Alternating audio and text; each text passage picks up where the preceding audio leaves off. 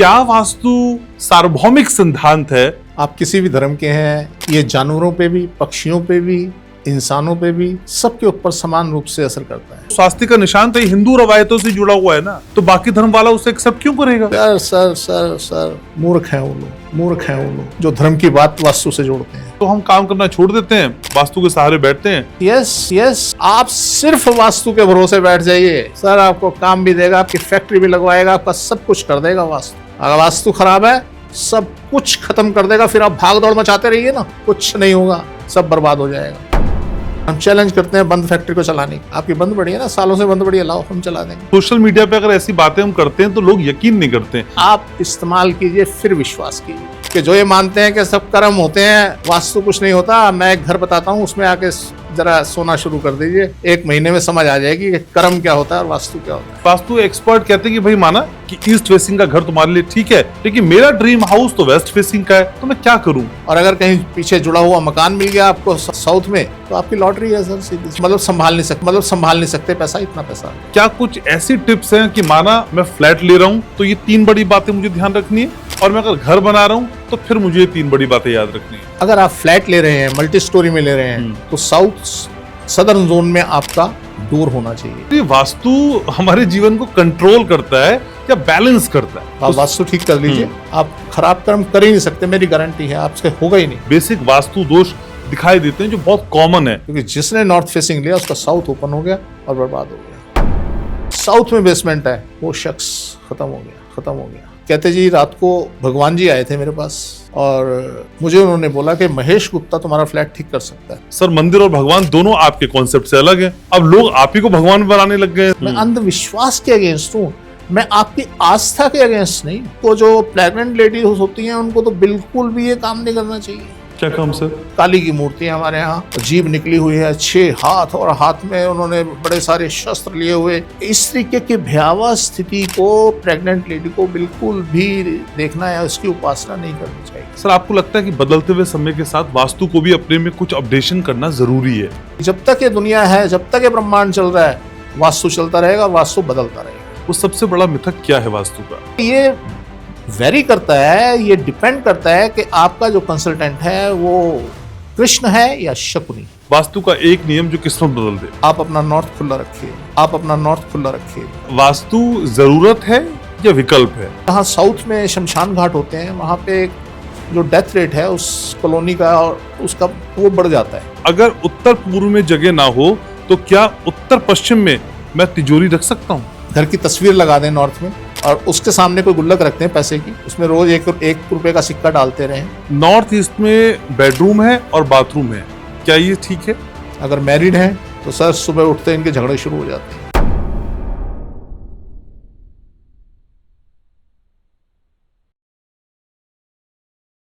तो शुक्रवार का दिन हो, शाम के 6 बजे हो और मेरी और आपकी मुलाकात हो, तो फिर क्या होता है? वो होता है जिसका इंतजार आप पूरे हफ्ते भर करते हैं, यानी आपकी बात, आपकी किस्मत की बात, आपकी जेब की बात, आपकी सेहत की बात, और सबसे बढ़कर आपके अपनों की बात, वो भी वास्तु के साथ।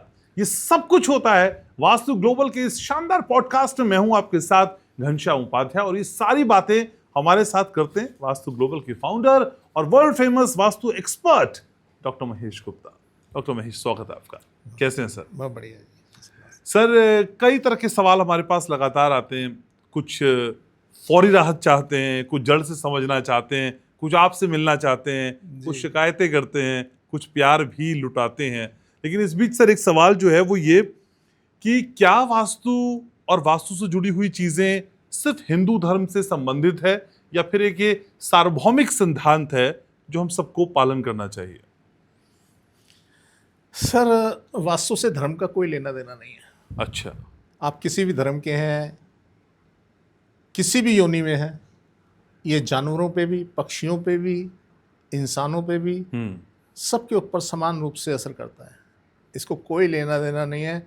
अगर सूर्य निकलता है तो उसकी रोशनी जाति से संबंधित नहीं होती, धर्म से संबंधित नहीं होती, वो सबको मिलती है। ऐसे ही वास्तु का असर सब पे होता है।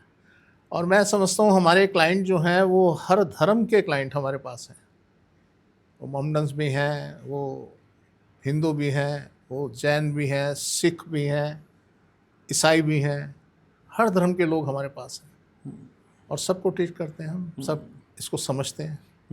और मैं समझता हूँ मुस्लिम की तादाद भी मेरे पास अच्छी खासी तादाद है और विदेशों से तो काफ़ी मुस्लिम मेरे साथ हैं, मेरे क्लाइंट हैं जो हैंडल होते हैं। लेकिन सोशल मीडिया पे इन टोटलिटी अगर मैं समझता हूँ तो सिर्फ हिंदू धर्म से जुड़ी हुई बातें कुछ लोग समझाते हैं या फिर उन्हीं के रीति रिवाजों के इधर ये सारी चीजें गढ़ने की बताने की कोशिश करते हैं, लेकिन बाकी धर्मों को लेकर कोई और बताते हुए नजर आता नहीं है वास्तु की जब बात करते हैं। सर मूर्ख हैं वो लोग जो धर्म की बात वास्तु से जोड़ते हैं।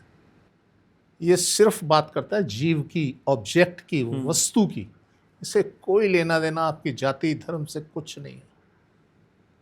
हाँ, एक ये इसके साथ जरूर इसका पक्ष रखा जाएगा कि इसको जो मानने वाले या इसके निर्माण करने वाले जो थे वो सनातनी थे। ये एक बात इसमें ज़रूर है। बाकी ऐसा कुछ नहीं कि वास्तु जो है सिर्फ हिंदू धर्म में या और किसी पर्टिकुलर धर्म के अंदर विश्वास रखता है या उसके ऊपर असर डालता है, ऐसा कुछ नहीं। लेकिन सर अगर कोई वास्तु एक्सपर्ट ये कहता है कि भाई अपने गेट के बाहर अब स्वास्तिक का निशान लगा दीजिए, आपकी उन्नति होगी, तो स्वास्तिक का निशान तो हिंदू रवायतों से जुड़ा हुआ है ना, तो बाकी धर्म वाला उसे एक्सेप्ट क्यों करेगा? वो अपना निशान लगाए ना। हाँ, वो अपना निशान लगाए तो उससे कोई फर्क नहीं पड़ता। ये शुभ चिन्ह है, ये शुभ चिन्ह है जिनको इस्तेमाल किया जाता है। हमारे अगर हिंदू धर्म की हम माने तो स्वास्तिक को बड़ा शुभ चिन्ह माना जाता है, तो इसलिए वो अपने उनके जो शुभ चिन्ह हैं वो लगाए, तो कोई फर्क नहीं पड़ता इस बात से कि स्वास्तिक ही लगाना है, ऐसा कुछ नहीं होता। तो अपने शुभ चिन्ह लगाए। लेकिन सर रंगों का मैकेनिज्म भी तो है ना। अब जैसे हिंदू धर्म में लाल रंग की अपनी अहमियत है, लेकिन अगर वही मुस्लिम धर्म में हम जाते हैं तो वहाँ हरा रंग प्रिय माना जाता है। लेकिन आप रंग जो बताते हो वास्तु के हिसाब से बताते हैं, तो धर्मों का भेद करना कई बार मुश्किल हो जाता है। नहीं सर, नहीं, हम धर्म से कोई रिलेशन किसी चीज़ का नहीं है। ये सिर्फ अगर वास्तु से कोई कलर की डेफिनेशन बताई जा रही है, कलर से उसका संबंध जोड़ा जा रहा है, वो कलर से है। इसमें कोई धर्म का लेना देना नहीं है कि उस धर्म का रंग ये है या उस धर्म का रंग ये है, ऐसा कुछ नहीं है। इससे कोई लेना देना नहीं। तो वास्तु सभी पे समान रूप से काम करता है। यस। ठीक है। लेकिन सर वास्तु को लेकर जब आप बताते हैं बातें और बोलते हैं कि भाई वास्तु ही जीवन का आधार है और इसके इतर कुछ भी नहीं है, तो कई लोग कह रहे थे भाई तो हम काम करना छोड़ देते हैं, वास्तु के सहारे बैठते हैं। डॉक्टर महेश गुप्ता हमें समझा देंगे वास्तु से ऐसा ऐसा हो जाएगा। यस, आप छोड़ दीजिए ना काम करना और बैठ जाइए वास्तु ठीक करके अपना। सर वो अपने आप काम करवाएगा, अपने आप ला के देगा। तो हमने एक बचपन में किताब में हमारी एक लिखा था, जुमला था कि जिस तरह से सोए हुए शेर के मुंह में शिकार अपने आप नहीं आता, उसी तरीके से बिना मेहनत के कुछ नहीं मिलता। वास्तु का क्या रोल है? वास्तु आपसे मेहनत अपने आप कराएगा। आप लेटिए तो सही, आप एक बार सोचिए तो सही कि काम छोड़ दिया हमने, आज से कुछ नहीं करेंगे, और आप लेट जाइए। अगर आपका वास्तु उन्नत हुआ, आपको अपने आप उठाएगा, अपने आप मौके देंगे, आप भागेंगे अपने आप। यार ये तो मौका मिल रहा है, कर लो कुछ, और वो करवाएगा और आपके घर में धन लाएगा, सुख लाएगा।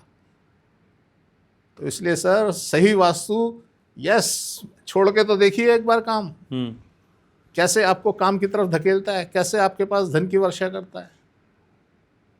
अगर वास्तु ठीक कर लिया आपने और आप कहते हैं जी हम काम छोड़ के वास्तु के भरोसे बैठ जाएं, आप सिर्फ वास्तु के भरोसे बैठ जाइए, सर आपको काम भी देगा, आपकी फैक्ट्री भी लगवाएगा, आपका सब कुछ कर देगा वास्तु।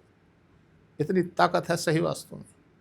अगर वास्तु खराब है, सब कुछ खत्म कर देगा। फिर आप भाग दौड़ मचाते रहिए ना, लगे रहिए, भाग दौड़ मचाइए खूब, कुछ नहीं होगा, सब बर्बाद हो जाएगा। बहुत लोग हैं उनका ये मानना है कि जी हमने तो इतना धन लगा दिया, इतना धन लगा दिया, और वहाँ पे अब तो फैक्ट्री चलेगी।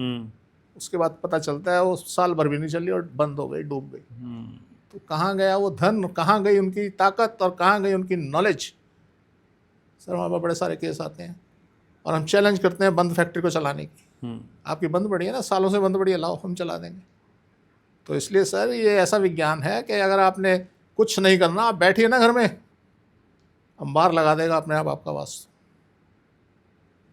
सर इतना कॉन्फिडेंस कहाँ से लाते हैं? अरे सर ये सब झेला हुआ है मैंने, मैं इसलिए इतना कॉन्फिडेंस है। लोग यकीन नहीं करते ना, सोशल मीडिया पे अगर ऐसी बातें हम करते हैं तो लोग यकीन नहीं करते हैं, इसीलिए मैं कह रहा हूँ वो तमाम मत विरोध के कीजिए बाद सर, मत कीजिए कॉन्फिडेंस। यकीन। मैं नहीं कह रहा कि मेरी बातों में यकीन कीजिए, आप इस्तेमाल कीजिए फिर विश्वास कीजिए। आप करिए ना, क्या जा रहा है? कोई जात नहीं रहा, बिगड़ तो नहीं रहा, कोई आपसे चार्जेस नहीं लिए जा रहे। आप जो बोल रहा हूँ आपको, आप करिए, करके देख लीजिए, अपने आप करके देख लीजिए, अपना वास्तु डाल लीजिए, उसके बाद बताइए जरा क्या तमाशा होता है आपके साथ। और जिनका वास्तु ठीक है और भाग्य ठीक है सर, वो कहते हैं कुछ नहीं होता, सब कर्म होते हैं। अरे कर्म भी तो वास्तु ही बनाएगा। मैं बार बार एक बात कहता हूँ कि जो ये मानते हैं कि सब कर्म होते हैं, वास्तु कुछ नहीं होता, मैं एक घर बताता हूँ, उसमें आके जरा सोना शुरू कर दीजिए, 1 महीने में समझ आ जाएगी कि कर्म क्या होता है और वास्तु क्या होता है।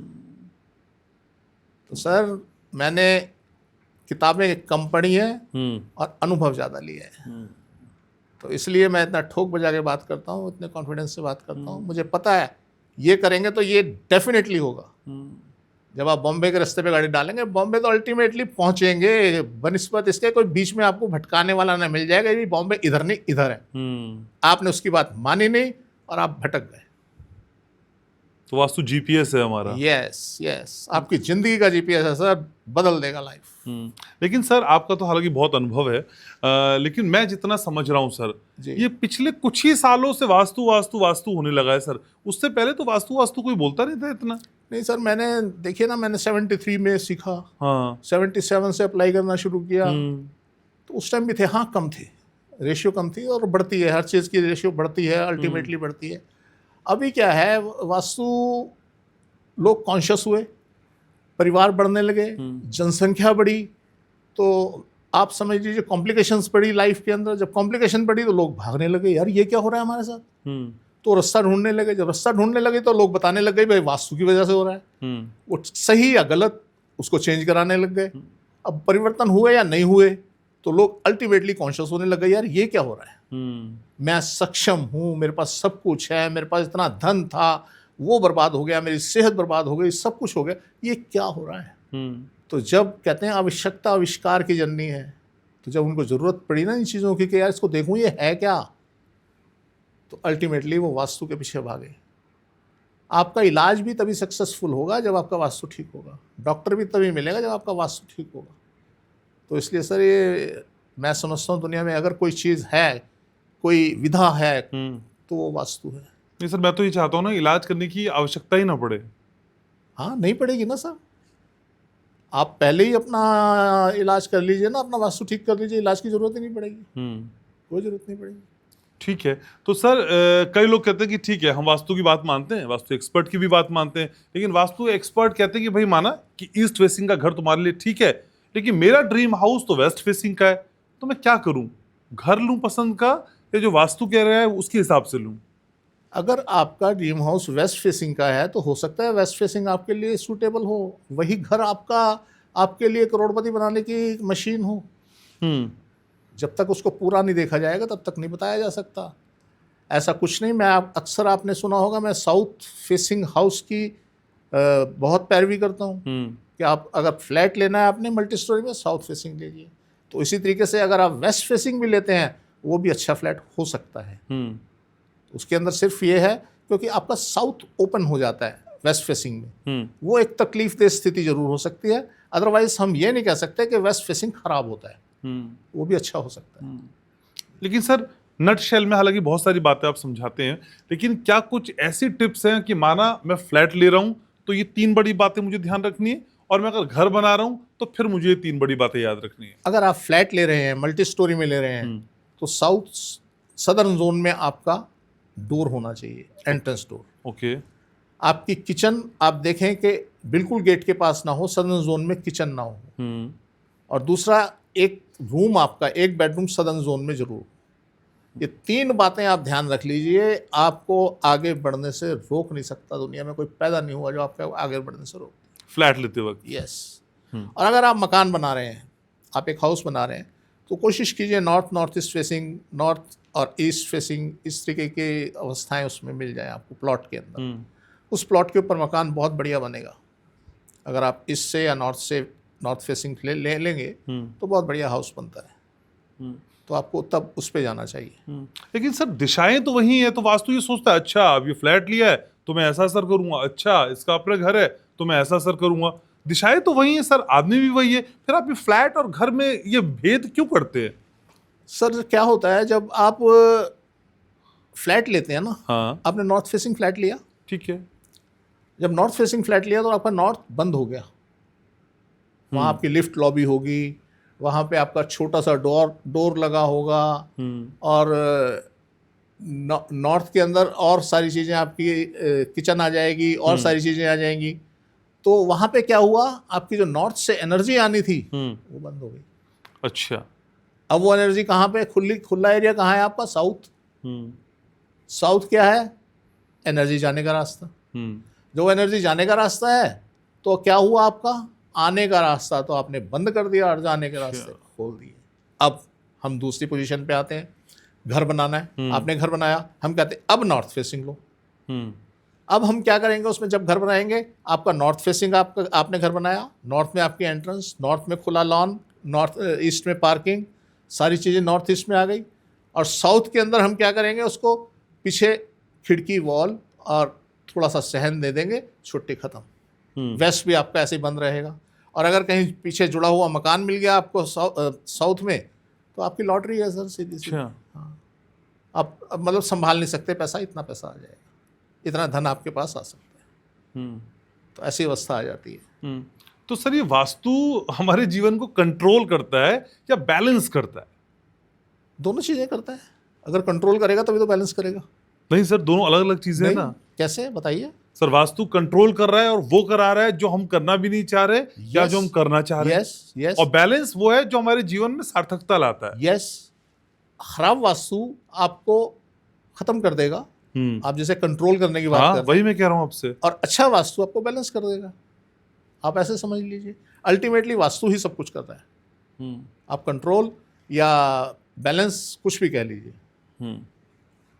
जी। तो सर आप इतनी हजारों हजारों विजिट्स करते हैं, लोगों से मिलते हैं, जो बेसिक गलतियां आपको लोगों के घर में दिखाई देती हैं या बेसिक वास्तु दोष दिखाई देते हैं जो बहुत कॉमन है, वो कौन कौन से होते हैं सर? सर वो मैक्सिमम तो हम ये देखते हैं, जो घर का मालिक होता है वो नॉर्थ ईस्ट या ईस्ट में सो रहा होता है। अच्छा। और दूसरा ये देखते हैं कि साउथ में अलमारियां और तिजोरी रखी हुई होती है। और अगर फ्लैट होता है और नॉर्थ फेसिंग हुआ, तो वहाँ तो हम नॉर्थ फेसिंग देखते ही समझ जाते हैं कि भाई इसका तो चेंज कराना पड़ेगा। क्योंकि जिसने नॉर्थ फेसिंग लिया उसका साउथ ओपन हो गया और बर्बाद हो गया। और दूसरा हम मैक्सिमम हम नोटिस करते हैं कि बेसमेंट जो है, जिसके फ्लैट के नीचे बेसमेंट है या जिसके साउथ में बेसमेंट है, वो शख्स ख़त्म हो गया। तो ये चीज़ें तो मेन हम चेक करते हैं। तो सर फ्लैट के नीचे बेसमेंट, यानी अगर हम मल्टी स्टोरी में रह रहे हैं और कोई 8वीं 10वीं मंजिल पे रहता है लेकिन नीचे बेसमेंट है, उसको ज्यादा असर करेगा, या जो एकदम बेसमेंट के ऊपर फर्स्ट फ्लोर पे रहता है उसको ज्यादा असर करेगा? जैसे जैसे हम ऊपर जाते जाएंगे असर कम होता जाता है। ओके। पर होगा, ऐसा नहीं हम उससे बच जाएंगे। होगा, 10% हो, 5% हो, कुछ भी हो, होगा। तो सर ऐसी कोई केस स्टडी आपके ध्यान में आ रही है जो मेरे व्यूवर्स को आप बताना चाहें कि इस तरह की दिक्कतें पहले ही आपने डायग्नोज कर ली और बता दिया कि ये समस्या यहाँ हो सकती है? सर रोज होती हैं, कितना ध्यान रखें, कितना बताएं, डेली ऐसा होता है, डेली। एक जगह मैं गुड़गांव में ही गया जी। तो वहाँ उनका मैंने फ्लैट देखा। फ्लैट देखने के बाद मैंने उनको मना किया। अच्छा। बहुत बड़ा फ्लैट था, लगभग 7,000 स्क्वायर फीट का फ्लैट था, बहुत बड़ा हाउस था। मैंने कहा जी रहने लायक है नहीं, तो आप इसे किसी तरीके से अगर अवॉइड करें तो बेहतर है, अदरवाइज ऐसे ऐसे आप सेटिंग कर लीजिए, जो हो सकती है वो आप कर लीजिए। चलिए जी, रात गई बात गई। अगले दिन उनका मेरे पास फ़ोन आता है, कहते जी रात को भगवान जी आए थे मेरे पास और मुझे उन्होंने बोला कि महेश गुप्ता तुम्हारा फ्लैट ठीक कर सकता है, तो आप इसको ठीक कर दीजिए। मैंने कहा जी ऐसा कुछ नहीं है, अगर मैं करना होता है या होने वाला होता, मेरे से होने वाला होता, हो सकता है कोई और कर दे, अगर मेरे से होने वाला होता तो मैं आपको पहली बार में ही बोल देता कि जी मैं कर दूंगा। कहते जी नहीं, हमें भगवान जी ने बोला है, वो आए थे रात को हमारे पास और हमें बोले वो आते हैं जब भी हमें कोई दिक्कत होती है वो आते हैं। तो मैंने कहा जी बड़ी अचंभे वाली बात है, मैं अपनी लाइफ में पहली बार ऐसे शख्स से मिल रहा हूँ जो कह रहा है जी भगवान हमारे पास आए थे और हमें बता के गए। तो मैंने कहा खैर, मैंने हाथ खड़े कर दिए, मैंने कहा जी मैं नहीं कर सकता इसको, ये मेरे लायक नहीं है, तो आप किसी और को ट्राई कर लो, शायद वो कर दे। तो फिर उनका मेरे पास फ़ोन आता है लगभग 2 महीने बाद, कहते नहीं जी वो भगवान जी से हमारी बात हुई थी, वो आपका ही नाम ले रहे हैं, क्या जी वही करेगा इसको करेगा। मैंने कहा जी मैं सॉरी, मैं नहीं कर सकता, मैंने जो करना था, जो बताना था आपको बता चुका हूँ, अब इसके आगे मेरे पास कुछ नहीं है। तो ऐसी स्थितियाँ कई बार हो जाती हैं। ये भी एक बड़ी मेरे लिए मतलब अचंभे वाली बात थी कि किसी के पास भगवान आ रहा है और वो उसको बता रहा है जी महेश गुप्ता ये काम कर देगा, यार ऐसा कैसे हो सकता है। खैर, हम सम्मान करते हैं उनकी भावना का, उनके उसका, हम कोई इसमें ऐसी बात नहीं बोलते, तो पर ऐसी ऐसी स्थिति हमारे पास आ जाती है। लेकिन सर कितना मुश्किल होता है तब जब आप किसी क्लाइंट को कहते हैं कि ये मेरे बस का काम नहीं है। जी नहीं, तो मुश्किल तो होता है सर, और वो काफ़ी नाराज़ हुए मुझसे। और वो आप ये समझ लीजिए कि किसी मतलब एक बहुत बड़ा डिपार्टमेंट, इंडियन गवर्नमेंट का बहुत बड़ा डिपार्टमेंट, उसके हेड थे। छोटी मोटी हस्ती नहीं थे, बहुत बड़ी हस्ती थी। तो जब ऐसे लोग ऐसी बात करें तो सर थोड़ा सा तकलीफ़ तो होती है। और हम किसी चीज़ को अगर ये डिनाई करना भी हमारे लिए भी एक बहुत बड़ी बात है कि हम किसी चीज़ को कह रहे हैं जी हम कुछ नहीं कर सकते, तो ये बहुत बड़ी बात है सर। महसूस तो होती है, बहुत महसूस होती है। सर पॉडकास्ट के नीचे ढेरों कमेंट आते हैं, लेकिन कई कमेंट ये भी आते हैं कि महेश गुप्ता हमारे लिए भगवान है और उनके नाम का हम मंदिर बनाना चाहते हैं। सर मंदिर और भगवान दोनों आपके कॉन्सेप्ट से अलग है, अब लोग आप ही को भगवान बनाने लग गए हैं। सर मैंने हमेशा, जब भी आप भगवान की बात करते हैं तो मैं हमेशा एक ही बात करता हूँ कि ये इसका कोई वजूद नहीं है।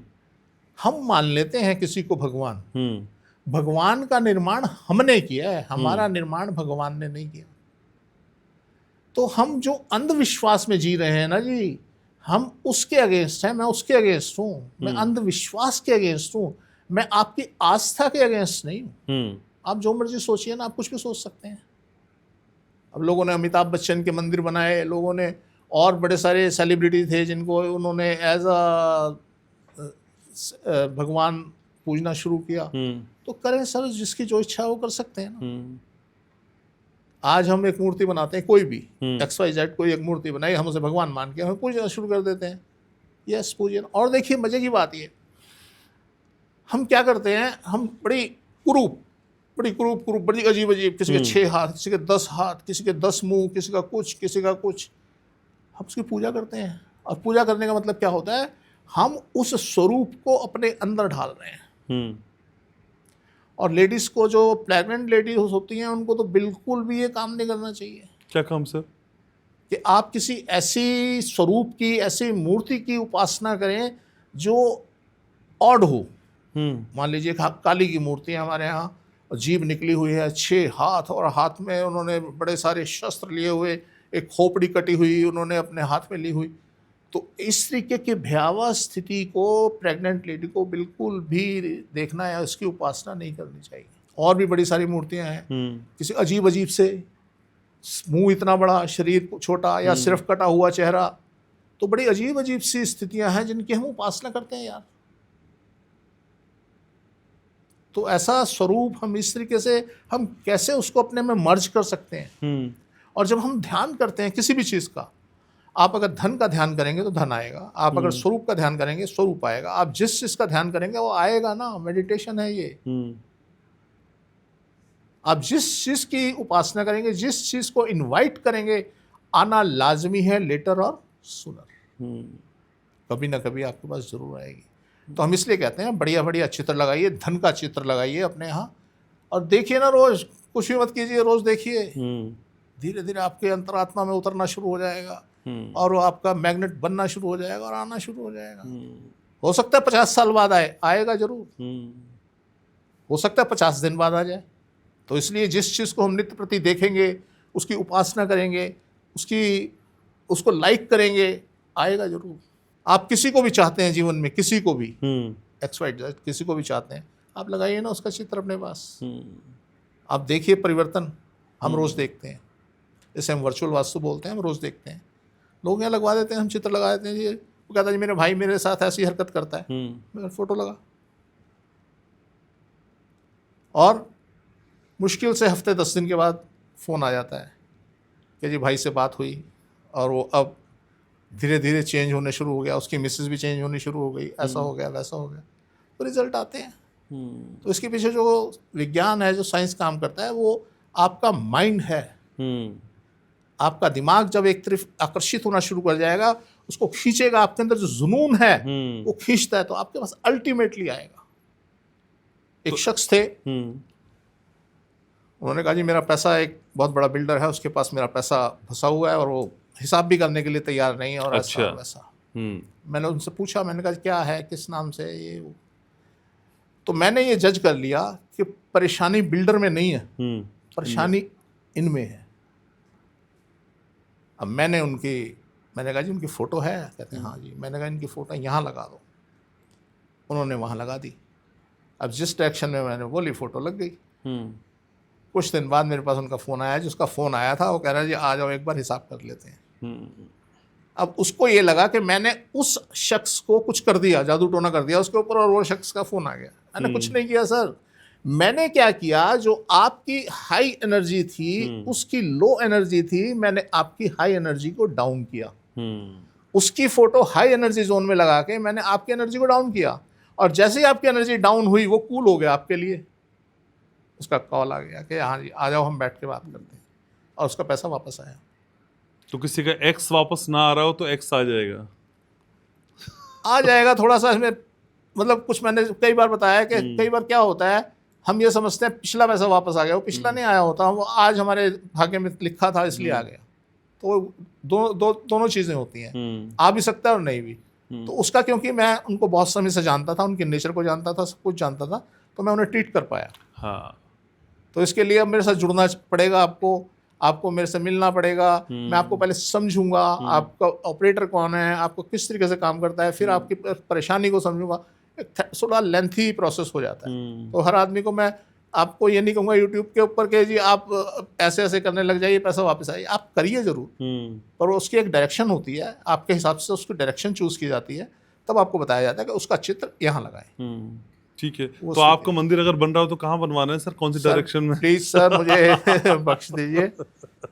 नॉर्थ ईस्ट पे लगा ले सर, कई महेश गुप्ता आ जाएंगे हमारे पास। आपके दिलों में अगर इतना मेरे लिए सर, कमेंट में तो लोग कह रहे हैं सर, मैं तो उन्हीं की बात कहता हूँ सर आपसे, जो मुझे पढ़ने को मिलती है। अगर प्रेम है, मैं समझता हूँ मैंने बहुत कुछ पा लिया, बहुत कुछ पा लिया। ठीक है सर। तो सर वास्तु ग्लोबल के इस पॉडकास्ट में हम अपने व्यूअर्स के भी सवाल शामिल करूंगा, लेकिन मेरे भी 2-3-4 सवाल हैं, पहले उन्हें शामिल कर लेते हैं, फिर वो सिलसिला शुरू करेंगे। सर आज की जो जनरेशन है ना सर, वो फेंगशुई जैसी चीज़ों को बहुत कूल मानती है और वास्तु को बहुत आउटडेटेड मानती है। सर ये क्यों है कि फेंगशुई जैसी वक़्त यंगस्टर्स के दिल में वास्तु नहीं बना पा रहा है? देखिए सर, वैसे तो फेंगशुई और अगर हम वैदिक वास्तु की बात करें लगभग सेम है। अच्छा। कोई विशेष अंतर नहीं है। वो क्या करते हैं, वो गैजेट से इसको ट्रीट करते हैं। लाफिंग बुद्धा लगा दिया या कुछ और कोई अपना गैजेट, विंड चाइम्स लगा दी, विंड चाइम लगा दी। तो उनका मानना है कि ये वायु और ये आकाश, वो उनके दो सिंबल बने होते हैं, तो वो उसको ज़्यादा फॉलो करते हैं। ओके। तो उसमें इतने परिवर्तन की गुंजाइश नहीं होती। और ये जो वैदिक वास्तु है, ये तो सर चमत्कार समझ लीजिए, जादू समझ लीजिए, कुछ भी समझ लीजिए, आप फॉलो कीजिए ना, आपको रिजल्ट आएंगे और इमीडिएटली आएंगे। सर वास्तु दोष में तो कई बार लोग वास्तु एक्सपर्ट हूँ मिरर और झाड़ू में फंसा के रख लेते हैं ना। आज के यंगस्टर से मिरर झाड़ू नहीं समझते हैं। नहीं सर, ये मैं आपको एक बात बताऊं, ये बहुत बड़ी बात है कि आज जो यंगस्टर हैं वो इसके पीछे इतने बुद्धिमान हैं कि वो इन सब चीज़ों को समझते हैं। अच्छा। कि जो आदमी ये झाड़ू और पोछे की बात कर रहा है, ये क्या है? ये थोड़े पुराने लोग ही इन चीज़ों के पीछे भागते हैं कि वो ठीक बोल रहा है, झाड़ू खड़ा नहीं होना चाहिए, लेटा हुआ होना चाहिए या खड़ा हुआ होना चाहिए, डंडे पे लगा के ऊपर ऊंचा झंडा बना दिया जाए, इसका कुछ भी कर दिया जाए। वो उनकी सीमा यहीं तक है नॉलेज की, उससे आगे उनकी सीमा नहीं। उनको नॉलेज जहाँ तक है वहीं उसी की बात करेंगे ना, वो उनकी सीमा यहाँ तक है। वो झाड़ू और मिरर की बात करता है, उनके पास है ही नहीं कुछ और बताने के लिए। है ना सर, रंग और टेप भी है। हाँ, बस वो वहीं तक, मैं कह रहा हूँ ना सर, वो वहीं तक की बात करेंगे। हम लेकिन इसकी बात ही नहीं करते ना। आप देखिए, हम झाड़ू की वही किसी हाँ। बात ही नहीं करते। हम तो कहते हैं अपना जीवन ही बदल लीजिए, छोड़े झाड़ू पाड़ू को। ये सारे झाड़ू वाड़ू सब आपके पीछे पीछे घूमेंगे, आप जहां मर्जी रख देना इसको। अरे टूल है, और टूल हमेशा हमारे नॉर्थ में होने चाहिए, ईस्ट में होने चाहिए, जिससे कि आप उन्हें हम आराम से हैंडल कर सकें, आप डोमिनेट कर सकें, आपके ऊपर वो हावी ना हो। ठीक है तो टूल है। सर, 1973 से ये सफ़र आपका जो शुरू हुआ आज यहाँ तक पहुँच गया 2025 में मैं और आप बैठे हो। सर, आपको लगता है कि बदलते हुए समय के साथ वास्तु को भी अपने में कुछ अपडेशन करना ज़रूरी है? होता है सर, हमेशा हुआ है और होता रहेगा। जब तक ये दुनिया है तब तक वास्तु के नियम बदलते रहेंगे। तब तक जैसे जैसे जनरेशन बढ़ेगी, अभी हम क्या कर रहे हैं, अभी हम मल्टी स्टोरी पे चले गए हैं, 200 मंजिल 100 मंजिल पे चले गए हैं। आने वाले टाइम में कुछ नहीं पता कि हम तैरते हुए मकान बना दें, हम हवा में उड़ने वाले कॉलोनी बना दें, कुछ नहीं पता सर क्या होगा। अब जब ऐसी चीज़ें आएंगी तो डेफिनेटली वास्तु के नियम बदलेंगे। वहाँ वास्तु कुछ और होगा, यहाँ वास्तु कुछ और होगा, और कुछ नहीं पता फ्यूचर में चंद्रमा के ऊपर कॉलोनी बन जाए, मंगल के ऊपर कॉलोनी बन जाए, क्या हो भविष्य का तो कुछ कहा नहीं जा सकता। तो डेफिनेटली जब तक ये दुनिया है, जब तक ये ब्रह्मांड चल रहा है, वास्तु चलता रहेगा और वास्तु बदलता रहेगा। इसके नियम बदलते रहेंगे। हम कहें कि हम उसी धर्रे पर उसी पैरामीटर को लेकर चलेंगे, नहीं, पॉसिबल नहीं। आज बहुत कुछ बदला है, मैंने बदले हैं, लोगों ने बदले हैं, कुछ नियम बदले हैं लोगों ने, और हमने भी बदले हैं। तो हम देखते हैं उसके रिजल्ट डेफिनेटली उसी हिसाब से आते हैं। तब ना मल्टी स्टोरी बिल्डिंग होती थी, ना बेसमेंट होती थी, ना कुछ होता था। आज सब कुछ होने लग गया, तो डेफिनेटली चेंज आएगा ना जी। तो सर, ये समय के बदलाव के साथ नहीं है, भवन और घर के स्ट्रक्चर के बदलाव के साथ, स्थिति, वास्तु की स्थिति के हिसाब से। और वास्तु की स्थिति कहाँ बदल रही है? समय के हिसाब से। जैसे जैसे काल आगे बढ़ रहा है, परिस्थितियाँ चेंज हो रही हैं, और एक दिन ये मैश होगा, फिर दोबारा नई दुनिया का निर्माण होगा। तो ये प्रोसेस ऐसे ही चलता रहेगा। तो सर, ऐसा कोई बड़ा बदलाव जो आपने किया हो, पहले आप कुछ करते थे लेकिन अब आपने उसको मॉडिफाई कर दिया, अब चेंज कर दिया, कोई एक ऐसा बदलाव जो आप बताना चाहें? सर, मैं नहीं करता था। मैं समझता हूँ जब से मैंने बचपन से ही इसको जब स्टार्ट किया है, मैं तो तब से मेरे फंडे तब से ही वैसे हैं। ठीक है। मैंने नहीं किया। आज मैंने सिर्फ क्या बदलाव किया, पहले हम सोचा करते थे यार, शास्त्रों में लिखा था, 73 में सब चीज़ें थी जो आज भी हैं, वो थी। 77 तक थी, 80 तक थी, मल्टी स्टोरी बिल्डिंग थी, बेसमेंट बन रही थी। अच्छा। तो शास्त्रों में इन चीज़ों के बारे में खास चीज़ें नहीं लिखी। अब नहीं लिखी, टॉयलेट के बारे में कुछ खास नहीं लिखा। अब जब नहीं लिखी तो हमें सोचना पड़ा कि ये सब चीज़ें तो हैं, इनको कैसे यूज़ किया जाए। तो मैंने जो चीज़ सोची, मैंने सोचा कि आकाश और पाताल, ये दो डायरेक्शन तो और हैं। हम ऊंचाई पे भी जा रहे हैं और नीचे भी जा रहे हैं। सही बात है। पर जो वास्तु की एक अवधारणा समाज में फैली हुई थी, उसमें ये चीज़ें नहीं थी। अच्छा, मैं ये समझता था कि ये चीज़ें तो सबको पता होंगी, मैं इसलिए अपना करता आ रहा था, धीरे धीरे करता आ रहा था। जब अति हो गई, मैं रोज सुनता था कि जी ये, मैं लोगों के यहाँ जाता तो कहते जी और तो कोई नहीं कहता, आप ही कहते हो। मुझे बड़ी परेशानी होती थी यार, ये क्या हो गया। जबकि मैं रिजल्ट देता हूँ, रिजल्ट आते हैं, और मुझे अपनी मेरी रिसर्च में रिजल्ट आए हैं, तो ऐसा क्यों। तब मैंने जो है इसका यूट्यूब का सहारा लिया और मैं निकल के बाहर आया और मैंने लोगों को बताना शुरू किया। आज मेरे से अगर कोई क्वेश्चन करता है तो मैं उसको अपनी यूट्यूब की एक लिंक भेज देता हूँ, जी आप इसमें देख लो, आपके जो जवाब है मिल जाएंगे। तो इसलिए ये बदलाव ज़रूर मैंने किए हैं कि लोगों को इस चीज़ के लिए अवेयर किया कि दिशाएं 8 नहीं 10 होती हैं, और उसको हमें ऐसे ऐसे इस तरीके से उसका एनालिसिस करना चाहिए। हालांकि उसके बाद से कई वास्तु एक्सपर्ट ये दिशाएं बताने लगे। हाँ, दिशाएं बताने लगे और बड़े डिस्टर्ब हो गए हैं, क्योंकि उनसे लोग सवाल करते हैं। ठीक है, लेकिन सर, इतने सारे लोगों से आप मिलते हैं, कई केसेस सॉल्व करते हैं, लोगों की ज़िंदगी बदलते हैं, सबसे बड़ा मिथक जो आपको लगता है लोगों के दिल में वास्तु को लेकर है, वो सबसे बड़ा मिथक क्या है वास्तु का? मिथक तो सर समाज में आप समझते हैं हर फील्ड के अंदर जो कंसल्टेंट या डॉक्टर या कुछ भी कह लीजिए होते हैं, हर तरीके के होते हैं। एग्री। तो जो जिनको नॉलेज नहीं है, कुछ को नॉलेज कम होती है, कुछ को ज़्यादा होती है, कुछ को होती नहीं। तो जिनको नॉलेज, अधूरी नॉलेज होती है, वो अगर परोस रहे हैं तो सर डेफिनेटली कहीं ना कहीं तो डिस्टर्ब आदमी होता ही है। जब उनके पास कोई नया डॉक्टर आता है, हम जाते हैं। मैं आपको एक घटना सुनाता हूँ। एक हमारे क्लाइंट थे, तो उनको टीबी हो गया। अच्छा। अब जब टीबी हुआ तो वो हमारे पास भी आए और कि जी ऐसे ऐसे डॉक्टर ने टीबी बताया है, तो उसका क्या इलाज है। हमने उसे अपना तरीका बता दिया। अब वो दवाई लेते थे, जो डॉक्टर बताता था कि ये आपने ऐसे ऐसे ये दवाई सुबह खानी है, शाम को वो जब भी लेते थे उल्टी आ जाती थी। अच्छा। तो हमने खैर उनका बेडरूम वगैरह चेंज कराया, सब करवाया। अब उन्हें लगभग 1 महीना उन्होंने अपने वास्तु में, नए वास्तु में रहे। उसके बाद उन्हें कहीं से एक डॉक्टर का पता लगा कि जी एक डॉक्टर है जो इस तरीके का इलाज करता है। वो उसके पास गए। अच्छा। उसने कहा दवाई तो तुम ठीक ले रहे हो, तरीका गलत है। ओके। उसने कहा जो दवाई तुम खाली पेट लेते हो उसको खाने के बाद ले लो, और रात को खाने के बाद लेके सो। लो जी, उन्होंने दवाई वैसे लेनी शुरू की, 1 हफ्ते में असर हो गया। तो ये स्थिति होती है डॉक्टर्स की कि ज्ञान किसके पास कैसा है। वही दवाई, उसने कोई मेडिसिन चेंज नहीं की, उसने सिर्फ इतना बताया कि तुम खाने से पहले खा रहे हो, इसको खाने के बाद खा लो। और वो ठीक होने शुरू हो गए, और धीरे धीरे वो 5-6 महीने के अंदर बिल्कुल फिट हो गए। तो इस तरीके से ये वेरी करता है, ये डिपेंड करता है कि आपका जो कंसल्टेंट है वो कृष्ण है या शकुनी। तो आप किसकी सलाह पे चल रहे हैं, तो ये बड़ा डिपेंड करता है। लेकिन सर वास्तु के इतने सारे नियम है, लेकिन मेरे व्यूअर अगर आपसे पूछना चाहेंगे भाई हमें एक वास्तु का ऐसा नियम बता दीजिए, अगर हम बाकी इग्नोर भी कर दें तो वो एक नियम हमारी जिंदगी को बदल दे, वास्तु का एक नियम जो किस्मत बदल दे। आप अपना नॉर्थ खुला रखिए, नॉर्थ ईस्ट, इसको आप खुला रखिए। बाकी अगर सारा घर का वास्तु भी खराब है तो भी चल जाएगा।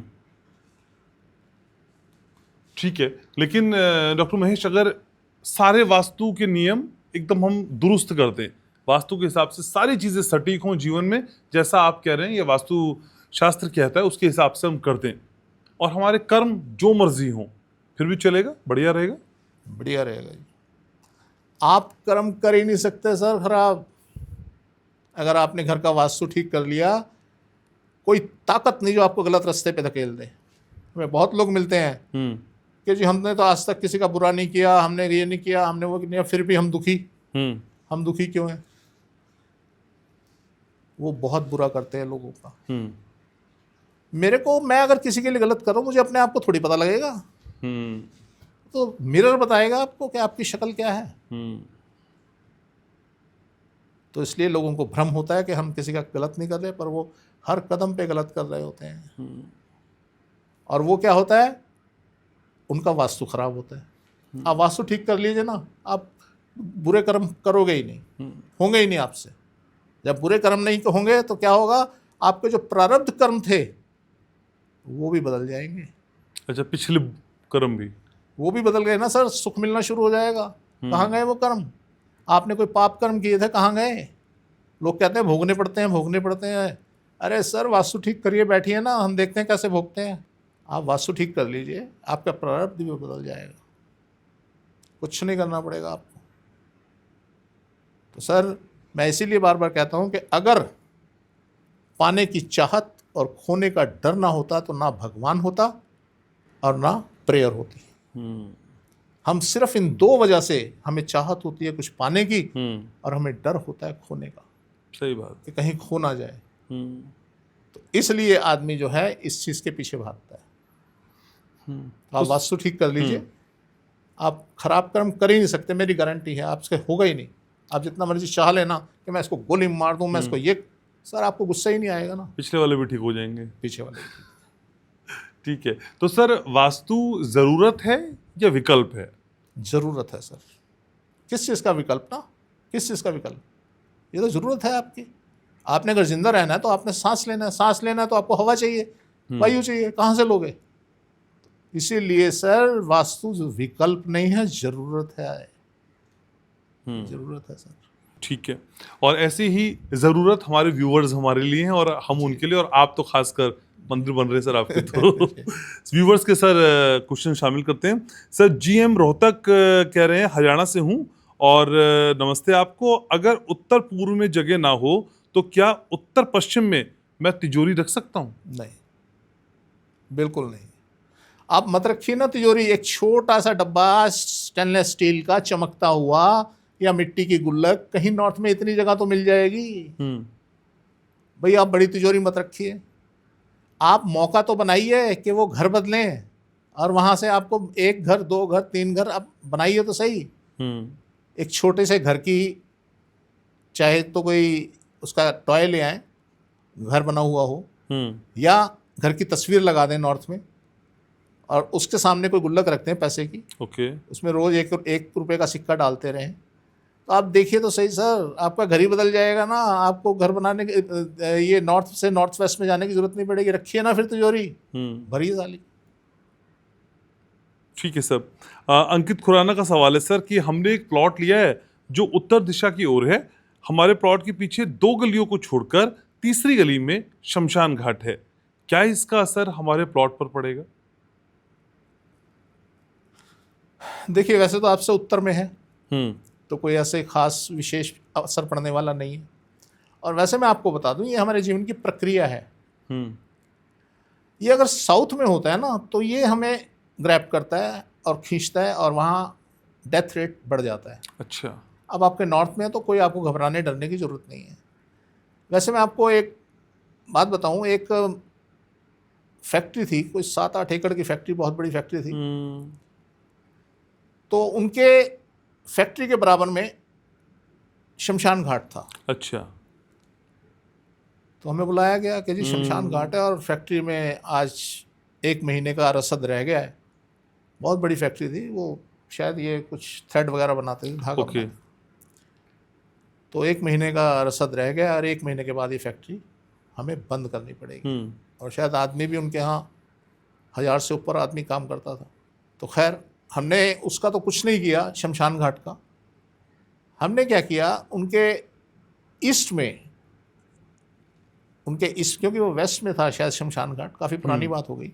ईस्ट में हमने कुछ पिट बनाए, और पिट के अंदर हमने कुछ चीज़ें दबाई, और दबाने के बाद फिर लगभग 20-25 दिन के बाद ही उनका फ़ोन आ गया कि जी हमें बॉम्बे से कोई ऐसे ऐसे हमारे पास शख्स आए हैं, और वो पता नहीं कैसे आए, किसने उनको हमारा मैसेज दिया, कैसे हुआ, क्या हुआ, और वो कह रहे हैं जी हम आपको, मतलब कुछ उन्होंने ऐसी रकम बताई जो उन्हें ज़रूरत ही नहीं थी। अच्छा। उन्हें फैक्ट्री चलाने के लिए एक छोटी सी रकम चाहिए थी, शायद 2-3 CR के आसपास चाहिए था। वो कहता जी हम 20 CR देंगे, इससे कम नहीं देंगे। अच्छा। और कोई लिखत पढ़त नहीं होगी, हम अपने आप आपसे वापसी ले लेंगे। तो कहता जी हमें तो कुछ समझ नहीं आ रहा है, ये क्या हो रहा है। मैंने कहा जी आप जाओ, बात तो करो, देखो तो सही। खैर वो गए, बॉम्बे गए, वहाँ से उनका काम हुआ और फैक्ट्री वो उनकी चल पड़ी। तो ये शमशान घाट जो है ना जी, ये अगर आपके साउथ में है, साउथ वेस्ट में है, तब तो आपके लिए पेनफुल हो सकता है। ओके। अगर और किसी डायरेक्शन में है तो इतनी कोई इसकी ऐसी स्थिति नहीं होती। एक और चीज़ है, मॉरिस नगर है दिल्ली के अंदर, दिल्ली यूनिवर्सिटी में मॉरिस नगर है। अब देखिए शमशान घाट में क्या होता है, वहाँ पे तो लाश को जला दिया जाता है, उसके अवशेष नहीं रहते, सब धुआं और राख बन जाता है। और जो कब्रिस्तान होता है, इसमें तो उसके अवशेष नीचे दबे हुए हैं। आप आज वहाँ जाके देखिए, पूरी कॉलोनी बस गई उस कब्रिस्तान के ऊपर, लोग रह रहे हैं। और क्योंकि हम वहाँ सिविल लाइन में हम रहा करते थे, तो अक्सर वहाँ आना जाना होता था हमारा, लोगों से मिलना जुलना होता था। तो हमें किसी से ऐसा सुनने को नहीं मिला कि यहाँ कोई ऐसी आपदा आई हो, कोई भूत प्रेत नज़र आए हो, कोई ऐसी स्थिति कभी नज़र आई हो, कभी सुनने को नहीं मिला। अच्छा। तो इसलिए एक रिसर्च का मुद्दा है कि ऐसा क्यों होता है।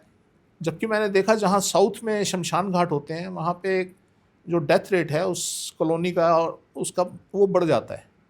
तो ये मैंने बड़ा नोटिस किया। पर ऐसी चीज़ें देख के फिर हमें एक जगह एक क्वेश्चन मार्क लग जाता है। मैंने आपको बताया कि कुछ जब हम कुछ दरवाजे खोलते हैं तो कुछ हमें फिर बंद मिल जाते हैं। तो जो उन बंद दरवाज़ों में एक ये भी स्थिति है कि शमशान घाट कुछ अगर ख़राब ही होता, अगर ये ऐसी चीज़ें ख़राब होती, तो उन लोगों पे असर क्यों नहीं।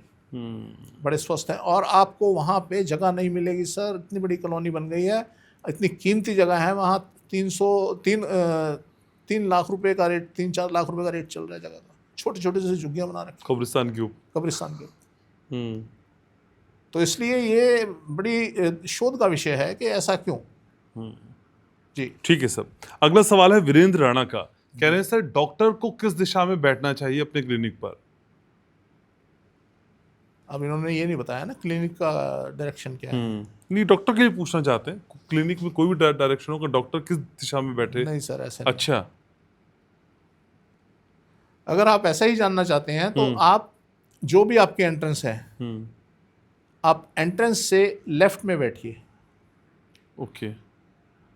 आप एंट्रेंस से घुसे तो लेफ्ट में आपका रूम होना चाहिए, आप वहाँ बैठ सकते हैं। हम यहाँ डायरेक्शन को गुप्त रख रहे हैं कि हम वो डायरेक्शन कौन सी होगी। और एक दूसरा सब्जेक्ट है, मैंने एक बार बोला था कि हर घर, हर बिल्डिंग का जो डोर होता है वो ईस्ट होता है, तो हम उसको फॉलो कर रहे हैं। तो इसलिए अगर ऐसा कुछ है तो आपको, आप एंटर करते ही लेफ्ट में बैठिए। तो सर डॉक्टर को फायदा होगा या पेशेंट को फायदा होगा?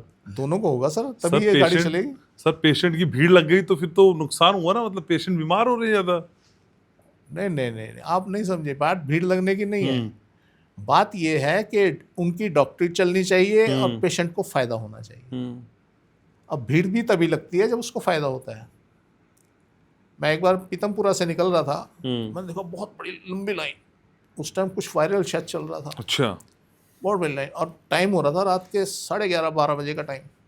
मैंने कहा यार ये इतनी बड़ी लाइन किस लिए? अच्छा। तो मैंने एक आदमी से पूछा, मैंने किस चीज़ की लाइन है? कहता जी वो डॉक्टर साहब हैं, उनके यहाँ से दवाई लेनी है इसलिए खड़े। मैंने कितनी देर हो गई? कहते 2 घंटे हो गए लाइन में लगे हुए। तो सर जिसको चलना होता है ना वो ऐसे चलता है। वो बहुत बाद में मुझे पता लगा बड़ा फेमस डॉक्टर था। अच्छा। और वो 2-3 गोली देता था और बंदा ठीक हो जाता था। जब ऐसी स्थिति में अगर डॉक्टर काम करता है तो लाइन भी लगेगी। भाई बीमार, आज देखिए हमारा जीवन आसान नहीं है, आप सबसे पहले समझ लीजिए। ये बड़ा संघर्षमय जीवन है, ये इजी नहीं होता। अब हमें बड़ी सारी विधाएं इस्तेमाल करनी पड़ती हैं, हमें दवाइयाँ भी लेनी पड़ती हैं, हमें रोज़ बीमारियाँ भी लग जाती हैं, हमें सारी स्थितियाँ होती हैं। तो वास्तु तो सिर्फ आपका ये करेगा, आपको ईजी बना देगा। हर चीज़ आपके पास, आपको डॉक्टर भी बढ़िया मिल जाएगा, इलाज भी हो जाएगा, सारे काम हो जाएंगे। तो हमारे साथ रोज़ होते हैं सर। जब से हम बढ़िया वास्तु में आए हैं, हमें सोचने करने की ज़रूरत नहीं है, हमारे साथ सारे काम अपने आप होते हैं। ठीक है सर। रमेश शर्मा है, इनका सवाल है सर, ये कह रहे हैं कि मेरे घर का main gate north east 50 degree पर है। बड़ा माइन्यूट भेजने लगे सर आपको लोग। और नॉर्थ 350 डिग्री पर किचन है, और साउथ 200 डिग्री में बाथरूम है, और ईस्ट साउथ में रूम है, और वेस्ट में 2 रूम है। क्या ये वास्तु के अनुसार ठीक है या नहीं? अगर कुछ बदलाव की जरूरत है तो प्लीज आप बताएं।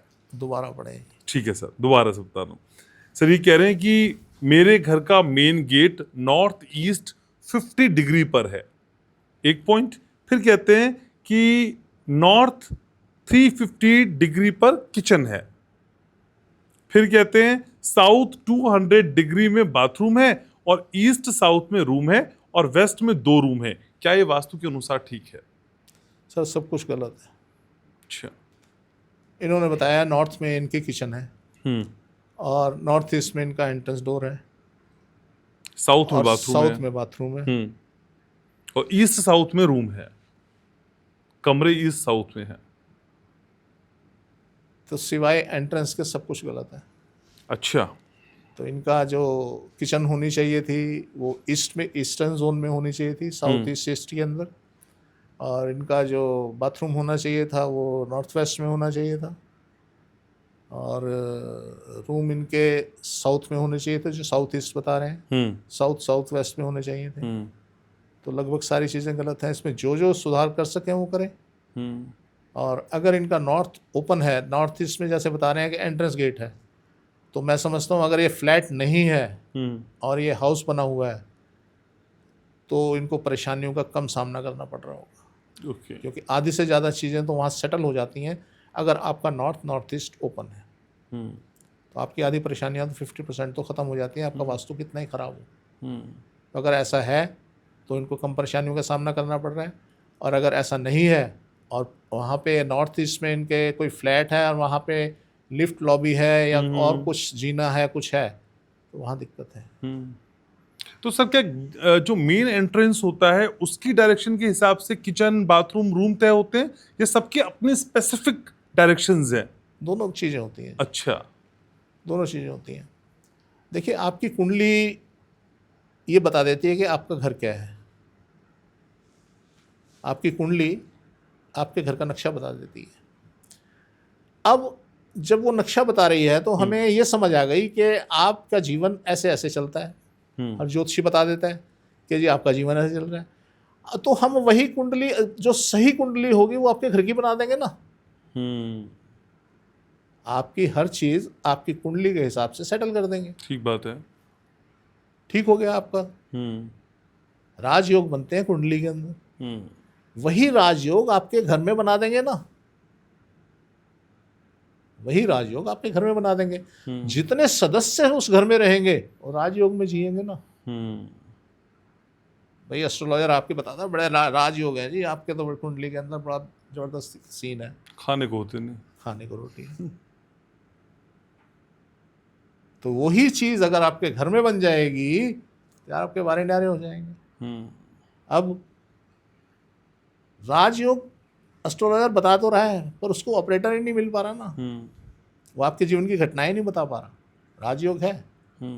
अगर आपको ऑपरेटर मिल जाए तो आपके समझ आ जाए कि इसकी चाल ये है, तो ये चाल है तो इसको कैसे हैंडल करना है वो समझ आ जाएगी। तो इसलिए जो हम बात करते हैं कि एस्ट्रोलॉजी और आपका वास्तु एक दूसरे के, एक सिक्के के दो पहलू हैं, वाइस वर्सा हैं, और दोनों चीज़ें एक दूसरे पे असर डालती हैं। ठीक है सर। सर अर्शदीप कौर हैं, कह रहे हैं कि नॉर्थ ईस्ट में बेडरूम है और बाथरूम है, क्या ये ठीक है? अगर मैरिड हैं तो सर सुबह उठते इनके झगड़े शुरू हो जाते हैं, और अगर मैरिड नहीं है तो भी आप ये समझ लीजिए बहुत ज़्यादा ओवर एक्टिव हैं। और हर आदमी इनका मिसयूज़ करता है। हर आदमी कोई भी काम इनके जिम्मे लगा देता है और ये उस काम को करने के लिए भागी जाती हैं। मतलब लेबर क्लास के हिसाब से इनका काम चलता है। ओके। तो इनका किसी भी तरीके से वो बेडरूम ठीक नहीं है। ठीक है सर। प्रतीक्षा तांबे हैं सर, ये कह रही हैं कि पूर्वोत्तर मेरा कटा है, वहाँ एक खिड़की है, दक्षिण खुला है, वहाँ दरवाज़ा है, वास्तु क्या कहता है? मैं इनसे गुजारिश करूंगा आप लोगों से कि आप ये ज़रूर लिखें कि ये आपका ओन हाउस लैंड पे बना हुआ है या मल्टी स्टोरी में है। इस बात का बड़ा फ़र्क पड़ता है। आप जो स्थिति बना रहे हैं अगर मल्टी स्टोरी में है आपके वारे न्यारे हैं, और अगर ये ओन हाउस है आपका और लैंड पे बना हुआ है बहुत बड़ी दिक्कतों का सामना करना पड़ रहा है। तो इसलिए कम से कम ये ज़रूर लिखें कि आप ये बात प्लॉट पे बने हुए घर की कर रहे हैं या आप मल्टी स्टोरी की कर रहे हैं। ठीक है सर। राजेंद्र का सवाल है, कह रहे हैं कि सर आपने एक पॉडकास्ट में कहा था किसी सवाल के जवाब में कि 2.5 बाई 2.5 पीठ बनाएं। ये पीठ क्या होता है ये समझ में नहीं आ रहा। ये पीठ नहीं है, ये इंग्लिश में पिट कहते हैं। ओके। गड्ढे को। ओके। ये गड्ढा है जो 2.5 बाई 2.5 बाई 2.5 का गड्ढा आप अपने नॉर्थ में बना दें। हाँ। अगर आपका नॉर्थ बंद है तो उससे क्या होगा, जैसे हम एक टंकी बनाते हैं पानी की, कि वो पानी एमसीडी का पानी बूंद बूंद बूंद बूंद आ रहा है, वो टंकी भर गई और भरने के बाद आपने लिफ्ट कर दिया उसको, पंप से उठा के डाल दिया। तो अब क्या होगा, जब वो आपकी टंकी वहाँ बनी होगी, नीचे बनी हुई होगी, तो वहाँ वो आपकी एनर्जी नॉर्थ से आनी है जो वहाँ धीरे धीरे धीरे धीरे उसकी चाल तेज हो जाएगी, आपके उस पिट में आएगी, उससे आपको मिलनी शुरू हो जाएगी। ठीक है। तो इसे हम एनर्जी पिट बोलते हैं। तो ये पिट है यानी गड्ढा है। गड्ढा है। ठीक है सर। मनोज पराशर का असर सवाल है, कहने की सर मेरा मकान नॉर्थ में 3 फीट ऊंचा है और साउथ प्लेन एरिया है, मुझे उसके लिए कुछ करना चाहिए क्या? नॉर्थ में 3 फीट ऊंचा है और साउथ प्लेन एरिया है। देखिए इसका सबसे बढ़िया इलाज तो ये है, अगर साउथ में ये कुछ उठा सकें उसको 3 फीट 4 फीट 5 फीट किसी तरीके से साउथ को भारी ऊपर कर सकें, हाइट दे सकें उसे, तो वो हाइट दे दें। बेस्ट तो ये है। और साथ ही साथ आप नॉर्थ में अपने एक बोरवेल बना दें, गाड़ दें जितना गहरा हो सके, और या वहाँ पे एक वाटर टैंक बना दें। ठीक है। तो ये करें तो रिलीफ जरूर मिलेगा, अदरवाइज ये स्थिति बड़ी खतरनाक स्थिति। ठीक है सर। एंटरटेनमेंट F2Y आइडिया इनकी सवाल इन्होंने भेजा है कि मेरे घर में जो जीना है वो साउथ में बना है, लेकिन मैं उसको कहीं से हटा नहीं सकता, क्या ठीक हो सकता है? कोई जुगाड़ हो सकता है, कोई उपाय हो सकता है? देखिए अगर साउथ में बना है और साउथ में और भी जगह है आपके पास साउथ वॉल पे, तो आप वहाँ पे सोना शुरू कर दीजिए ना। आपने कुछ नहीं करना, जीना बना रहने दीजिए। अब कई बार जीने में ऊपर ममटी बनी होती है। हाँ। अगर ममटी बनी हुई है, आप ममटी में जाकर ऊपर सोना शुरू कर दो ना, बना रहने दो जीने को। मान लीजिए आपका घर छोटा है और आपका सारा साउथ उस जीने ने खा रखा है, पूरे साउथ में जीना बना है। आप जीने में ऊपर ममटी की आप पास अरेंजमेंट करिए अपने सोने का, वहाँ सोना शुरू कर दीजिए। छोटा सा एक और ममटी के बराबर में कमरा बना सकते हो, कमरा बना लीजिए। ममटी बड़ी कर सकते हो, उसको बड़ी कर लीजिए, वहाँ सोना शुरू कर दीजिए। आपको कोई जीना छेड़ने की जरूरत नहीं है। मैं तोड़ फोड़ के बड़ा खिलाफ होता हूँ कि जब बहुत ही अति हो जाती है तब आप तोड़ फोड़ करें, अदरवाइज किसी चीज़ को हिलाना नहीं चाहिए। ठीक है। तो सर कुछ लोग सवाल भी करते हैं और लोग कुछ अपनी बात भी कहते हैं। सर सुभाष बिश्नोई हैं, कह रहे हैं कि वास्तु की दुनिया के कर्णधार, अब आप कोट एंड कोट सुनिएगा सर, आप मेरी बात पे यकीन नहीं करते ना, लोग क्या कहते हैं। वास्तु की दुनिया के कर्णधार महेश गुप्ता जी को कोटि कोटि प्रणाम, घनश्याम उपाध्याय जी को भी नमस्कार, वो मुझको तो ऐसे जोड़ दिया उन्होंने, ढेरों वास्तु संबंध जानकारी देने के लिए आपका धन्यवाद। कोई सवाल नहीं पूछा है सर, आपको बस प्रणाम कहा है और आपका धन्यवाद देता है। ग्रैटिट्यूड सर, ग्रैटिट्यूड, बहुत बहुत धन्यवाद सर। देख लीजिए आप बोलते हैं मैं ही ऐसी सर, कमेंट में लोग दीवानगी लोगों में छाई हुई है आपको लेके। कुछ नहीं सर, ये उनकी आस्था है, विश्वास है और प्यार है। ठीक है सर, एक सवाल और ले लेता हूँ सर। अनीता शर्मा का सवाल है सर, कह रही है कि मेरे घर का नॉर्थ ईस्ट कॉर्नर थोड़ा सा कटा हुआ है सर, कोई नुकसान तो नहीं देगा? मैं कटाव ना कई तरीके के होते हैं। कई बार क्या होता है, ये कटाव आपको मालूम ही नहीं होता कि कटा हुआ है या बड़ा हुआ है। अगर एक एरिया कटता है तो दूसरा एरिया बढ़ता है। हाँ। तो हम जब कटाव की और बढ़ोतरी की बात करते हैं तो उसमें अलग अलग स्थिति होती है। ठीक है। अगर नॉर्थ ईस्ट एरिया आपका कटा हुआ है तो भी कोई ऐसी घबराने वाली बात नहीं है। अगर वहाँ विंडो है, वहाँ डोर बना सकते हैं, आप डोर बना दीजिए तो आप समझ लीजिए सारे ही आपके दुख दर्द दूर। अगर उस कटे हुए क्षेत्र में आप डोर लगा दें, डोर नहीं लगता तो वहाँ पिट बना दें। ओके। वहाँ पे एक 2.5 बाई 2.5 का एक पिट बना दें, गड्ढा। और पिट के अगर मान लीजिए पिट भी नहीं बनती तो आप ऊपर से आसमान में अगर कुछ खोल सकें वहाँ से खोल दीजिए। आप नॉर्थ ईस्ट को खोल देंगे तो ज़्यादा बेहतर रहेगा।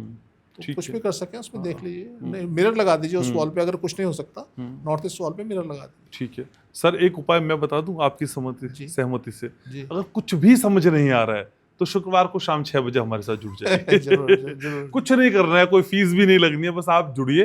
बेसब्री से हमें आपका इंतजार रहता है। अपने सवाल भेजिए नाम के साथ, जगह के नाम के साथ। और सर कुछ लोग थोड़ा सा समय भी जानना चाहते हैं तो मैं क्लियर कर दूं, वास्तु ग्लोबल पे शाम को 6 बजे आप आते हैं शुक्रवार को। घनश्याम उपाध्याय पॉडकास्ट पे आप गुरुवार को शाम 6 बजे आते हैं और महीने में एक बार आते हैं। और घनश्याम उपाध्याय शो पर सर शनिवार को शाम को 6 बजे आते हैं, महीने में एक बार आते हैं। क्योंकि इस बार कई लोगों ने कहा कि हम तो आपका इंतजार शुक्रवार को कर रहे थे, आप तो गुरुवार को ही आ गए। तो ये क्लैरिटी कर रहे हैं यहाँ पे जरूरी थी कि हर दिन सिर्फ सर पाए जाते हैं। अब वही जो राम रची राखा, जो ढूंढ ले वो पा जाएगा सर को। लेकिन मैं सर को 6 बजे शुक्रवार को वास्तु ग्लोबल पे जरूर लेके आता हूँ। और thank you so very much sir. अगले शुक्रवार फिर हम मिल रहे हैं इसी मुस्कुराहट के साथ और इसी जलवे के साथ। जलवा कायम रहे। Thank you so very much sir. तो आज के इस पॉडकास्ट को यही समेटना है, इसी उम्मीद और विश्वास के साथ कि ये मुलाकातों का जो सिलसिला शुरू हुआ है वो थमेगा नहीं। आने वाले समय में आपके लिए कुछ सरप्राइजेस भी हैं, कुछ चीजें ऐसी भी हैं जो हम आपको बताएंगे जब आप लाइव हमारे साथ कनेक्ट हो पाएंगे। आज थोड़ा सा टीजर दे रहा हूं लेकिन पूरी बात मैं आपको बाद में बताऊंगा। उसके लिए बस आपको हमारे साथ कनेक्ट रहना है। वास्तु ग्लोबल के इस पॉडकास्ट को लाइक करना है, शेयर करना है, सब्सक्राइब करना है और याद रखना है मैं आपसे बहुत प्यार करता हूं।